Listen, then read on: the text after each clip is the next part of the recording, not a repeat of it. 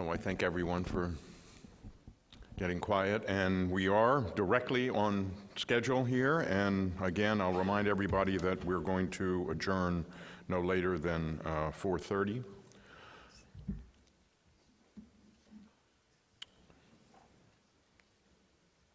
So I think for an assignment like this, it's particularly important for somebody to listen to each of the panels. And when we dive in, obviously, for the discussion on what was discussed, one panel by one panel. And I always think it's important to have a final group of people who are responsible for thinking about everything and absorbing everything and maybe making notes about the things that were most salient to them. And so that was the assignment that our last panel had.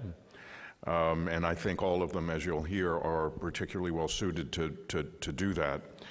So let me just say a few words about each of the panelists.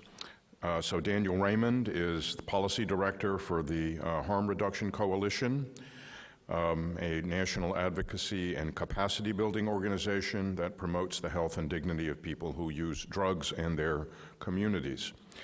He personally has worked in this field for over 2 decades, engaging in direct service in connection with syringe access, as well as activities in advocacy for health interventions for drug users, including overdose education, naloxone distribution, syringe access, medication-assisted treatment, HIV and hepatitis C care and treatment, and generally quality health care. Penny Cowan is the CEO of the American Chronic Pain Association, an organization that provides peer support and education in pain management skills to people with pain and their families. In her work to build awareness about chronic pain, she has served as a consumer representative for the FDA's Anesthetic and Analgesic Drug Products Advisory Committee, and also on the Interagency Pain Research Coordinating Committee of NIH. She has authored a book on living with chronic pain, as well as various materials and manuals that are used by the American Chronic Pain Association.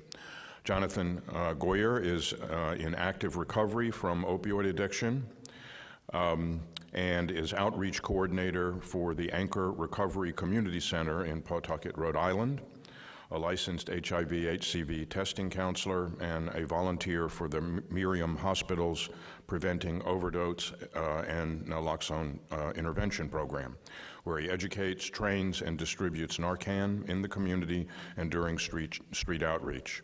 He also currently serves as an advisor to the Rhode Island Governor's Overdose Prevention Task Force.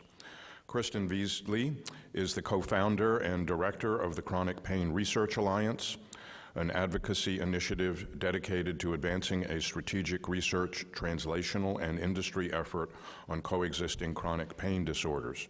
She's lived with chronic pain since her teens after surviving a near-fatal accident, which then led her to pursue a science degree, conduct neuroscience research, and ultimately to advocacy for research in advancing rigorous pain research and expediting the translation of scientific discoveries into meaningful clinical change for those afflicted with chronic pain. So from all those perspectives, it will be particularly interesting to hear what everybody has to say. So Daniel, you're on first. Thank you.